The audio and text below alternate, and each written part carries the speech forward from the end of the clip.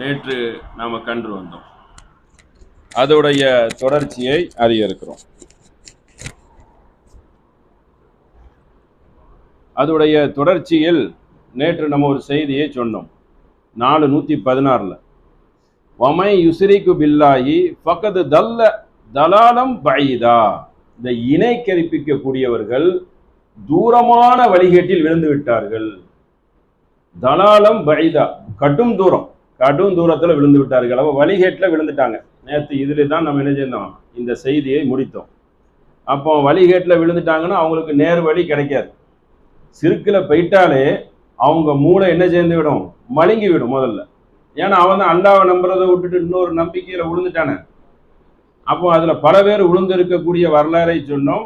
கடைசியாக மூமின் அதில் விழலாமா, முஸ்லீம்கள் அதில் மூழ்கி கிடக்கலாமா என்பதுதான் அதில் முக்கியமான ஹைலைட்டான கேள்வி.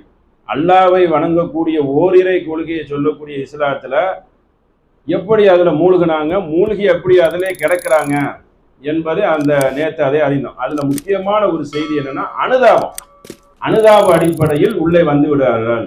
சரி, செத்தவனை வணங்குறாங்களே, இறந்தவனை போய் துவா கேட்குறாங்க, வணங்க தான் செய்கிறாங்க. உயிரோடு இருக்கக்கூடிய ஈசா நபியை அதுக்கு அவங்க வணங்கிடலாம.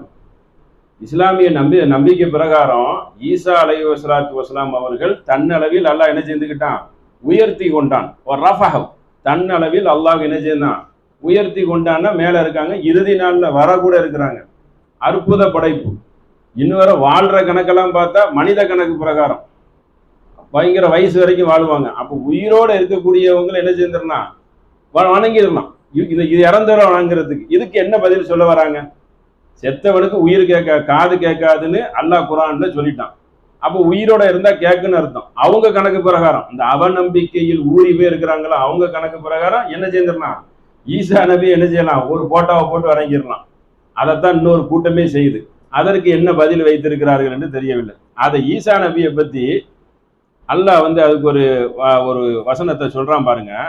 லக்கது கஃபரல்லதீன காலு இன்னல்லாஹ ஹுவ மஸீஹு இப்னு மரியம். மரியமின் மகன் மசீஹ் அல்லாஹ் என்று கூறுகிறார்கள். இன்னல்லாஹ், அல்லாஹ் கடவுள் என்று சொல்கிறார்கள்.